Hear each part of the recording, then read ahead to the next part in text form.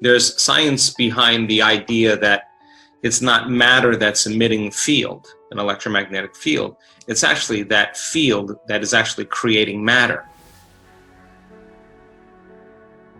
So if you change information in the field, you literally can change matter. The matter is the hologram from singularity. In order to do that, you have to understand the science of brain and heart coherence, and you have to practice and understand how to connect to the field. And by the end of the week, of a week-long event, many people know how to get beyond themselves, and we have research to prove they can do it. Our research shows that if you trade those emotions of fear, worry, of anxiety, of any vigilance, and you can open your heart, and if you can begin to feel gratitude and appreciation and settle your body into the present moment, 4 days feeling an elevated emotion would actually strengthen your immune system by about 50%.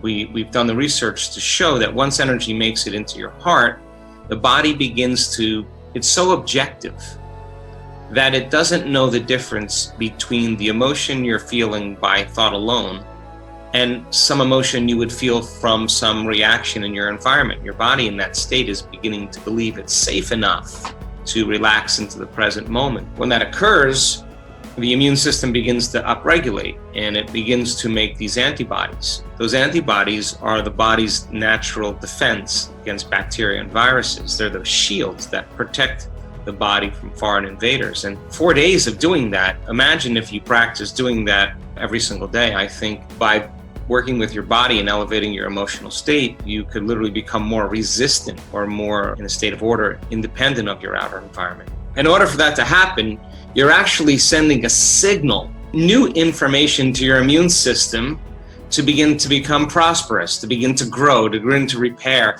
to begin to gain more energy. And so the inner army becomes more abundant, it becomes more awakened, it becomes more alive. And that's when energy makes it into our heart and we feel more whole. And that's when we begin to reset the baseline of anxiety in our brain and body, and the immune system begins to really do its natural job. Most people have a reaction to something in their outer world, and when they have an event that has a strong emotional charge, the change in their internal chemistry causes them to narrow their focus on the cause of it. And the brain takes a snapshot, and that's called a memory. And so the brain is kind of a record of past memories, and the body emotionally feels those memories. And so many times the signal emotionally from the event begins to select a gene that begins to downregulate.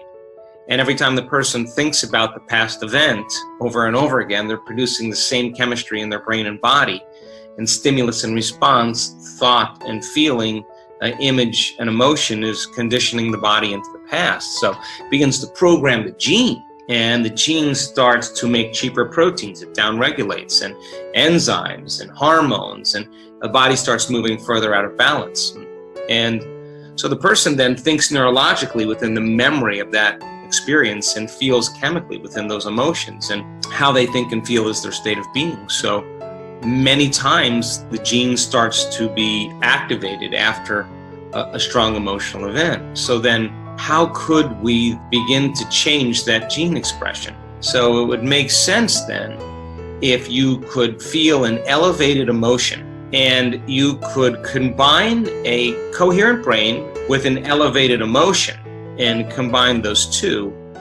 And you can teach people how to be so present that they can begin to see a new future or imagine a new future.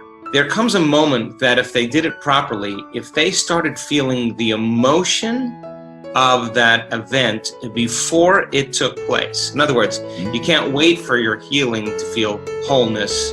You can't wait for some type of physical change to feel gratitude. That's living in separation or lack. That's waiting for something out there to tell you you're changed in order for you to feel that kind of separation or emptiness taken away. But if you start to feel the emotion, the stronger the emotion you feel from the inner event, the more you're going to pay attention to the picture in your mind. In a sense now, you're changing your brain and body from living in the past present reality to living in a future present reality.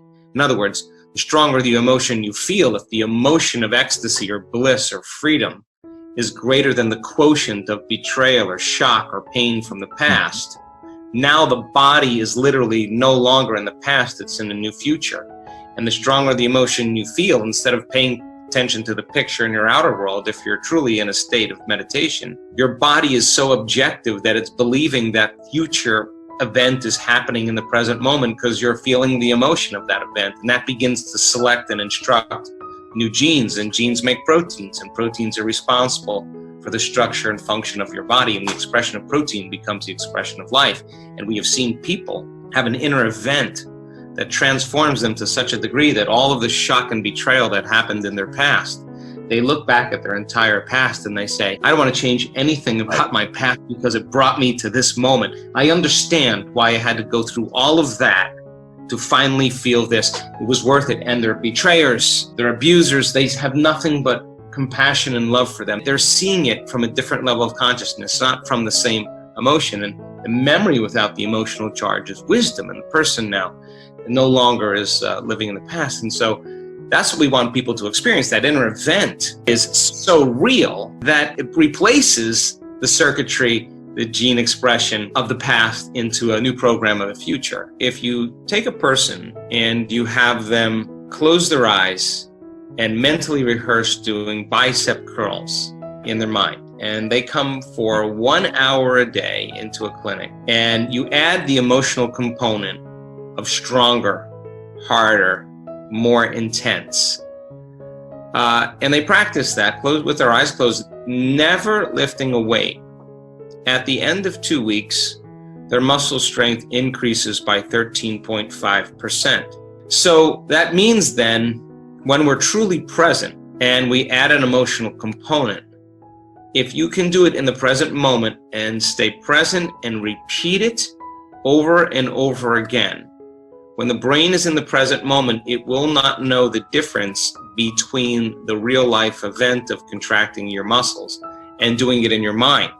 And your brain will begin to look like you've been doing it all along, and you begin to activate new circuits in your brain. And if you repeat it, you fire and wire it, more circuits begins to create a neurological network, a new level of mind. So the research shows then that people who never played the piano before, you can divide them into two categories. And you can do a brain scan on one group of people and then set them in front of a piano and teach them one-handed scales and chords. And they come for 2 hours a day and they practice those scales and chords for 5 days. At the end of 5 days, they rescan their brain, and lo and behold, they grow new circuits on the opposite side of the brain. No magic there. You learn something new. Learning is making new synaptic connections. You get some instruction. You got to get your body involved. You get your body involved, you're going to have a new experience. Experience enriches the brain. Pay attention to what you're doing. You got to pay attention and stay present and repeat it over and over again, firing and wiring. You're going to assemble new neural architecture. You can take another group of people, have them close their eyes and mentally rehearse playing those scales and chords for 2 hours a day for 5 days. Scan their brain before and scan their brain after. At the end of 5 days, they grow the same amount of circuits in their brain as the people who were physically doing it. Now, what that means is if you take those people and you set them in front of the piano without ever lifting a finger, they can play those scales and chords. Why? Because they prime their brain for a future behavior. So if you truly wanted to change some aspect of yourself, then you would have to ask yourself, who do I want to be when I open my eyes? Now, the act of answering that question is going to turn on your frontal lobe, and the frontal lobe has connections to all other parts of the brain. And it's interested in answering that question because it is the creative center. So as it begins to scan the landscape of the brain, it can only gather information from things you've intellectually learned or things you've experienced in your life. And it begins to associate those different memories with the question. And when you get enough networks of neurons firing in your brain, you see an image or a picture. That's intention. And then as you begin to live and rehearse who you're going to be, you begin to do that exact same thing. You begin to install neurological hardware in your brain. Repeat it, it becomes a software program, and you begin to behave that way. Now the brain is primed. It's no longer a record of the past. It's a map to the future. Now the person can feel the emotions of their future.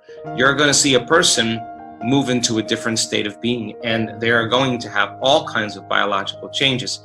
And that begins to change their biology every single day. Some people do it faster, some people do it slower, but your muscle will get stronger. That's for certain. You will make more connections between your brain and that muscle. That's for certain. And then if you did specific physical exercises while you practiced the mental rehearsal, the physical demonstration of contracting those muscles begins to make more connection because of the experience. So now you're hitting it from both ends. Let me just say that the majority of the thoughts that we think every single day are the same thoughts as we thought yesterday. In fact, 90% of them are. And the same thoughts leading to the same choices leading to the same behaviors creating the same experiences, and the same experiences producing the same feelings and emotions begins to cause our biology to become very similar, very same. And the repetition of that and firing and wiring then creates automatic programs in the brain and body. And 95% of who we are is a state of unconscious or subconscious programs where we've done something so many times that the body now can actually do it automatically without the conscious mind. So then if you truly wanted to change and you understood that your personality creates your personal reality, and your personality is made up of how you think, how you act, and how you feel. And the present personality who's listening to this has created the present personal reality called their life. That means if they wanted to create a new personal reality, a new life, they would have to begin to change their personality. They'd have to change themselves. And most people then try to create a new personal reality as the same personality. It doesn't work. So then if you're sitting in your meditation and you ask yourself the question, who do I want to be when I open my eyes? What is the greatest expression of myself? And you said, okay, let me remind myself of how I no longer want to think. You know, the thoughts like, it's too hard, I'll never change, I'll never get what I want. Let me become so conscious of those unconscious thoughts that I wouldn't let that thought slip by my awareness today unnoticed by me and program my autonomic nervous system in a specific outcome. And then if you said, how would I want to speak today? How do I want to act? How do I want to behave? And you reminded yourself how you weren't going to act and how you weren't going to behave. And you became conscious of those unconscious habits to such a degree you wouldn't go unconscious and behave in the same way. That's when you're no longer the program now, your consciousness observing the program. And if you said, when does my energy drop? What do I feel when I feel those typical familiar emotions? What are they? Let me name them, just so I'm so aware of them that when my energy drops, I can catch myself in that moment and not return back to the same familiar emotions and cause my body to believe it's back in the past. And we can't see a new future from the past. So that process then is what I call getting beyond the old self. And it's a disentangling from the program. The word meditation means to become familiar with. So as you sit there and become familiar with those states of mind and body, you begin to objectify your subjective self. Now you are becoming so aware of the unconscious programs, you won't go unconscious. And that's the first step to change. And then what if you said, what thoughts do I want to fire and wire in my brain? What thoughts do I want to put my attention behind? And begin to install the new circuitry, the new hardware. And if I keep my attention on it and I fire and wire those thoughts, it's going to begin to become a software program, and that's going to be the new voice in my head. That's going to be the voice that's telling me, the new program, that you can, that it is possible. And then if you said, how am I going to act in my day with my children today, in relationships with everybody? What does honor look like? What does nobility look like? What does respect look like? What does reverence look like for life? How can I be more compassionate? And you began to think about how you were going to behave in that day. If you did it properly, just like those piano players, just like those muscle exercisers, you would begin to install more neurological hardware in your brain. And if you kept doing it, it would become the software program, and you, as I said, would behave that way. And then bringing on that elevated emotion then, and teaching your body what your future feels like before it's happened, and understanding that the body's so objective that it doesn't know the difference between the real life experience and the experience you create by emotion.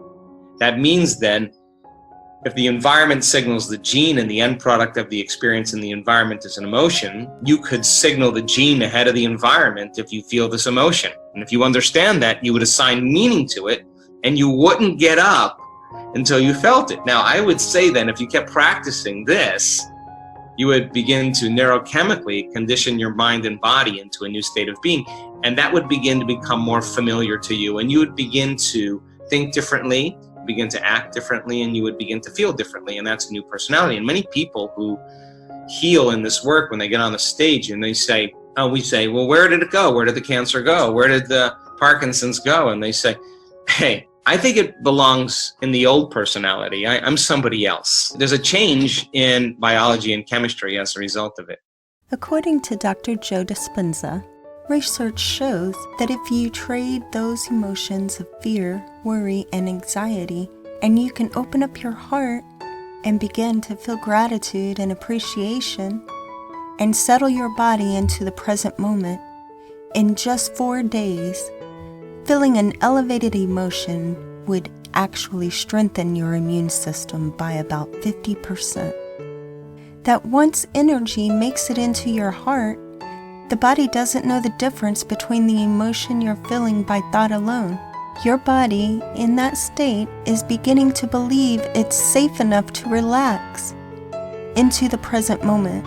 And when that occurs, the immune system begins to upregulate, and it begins to make these antibodies. Those antibodies are the body's natural defense against bacteria and viruses.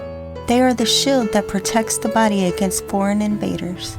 And 4 days of doing that, just imagine if you practice doing that every single day. Are you ready to change your life? Leave your thoughts and comments down below. I hope you enjoyed this video. If you did, why don't you go ahead and hit that like button and subscribe, and don't forget to click on that notification bell so you will be notified when we have new motivational videos.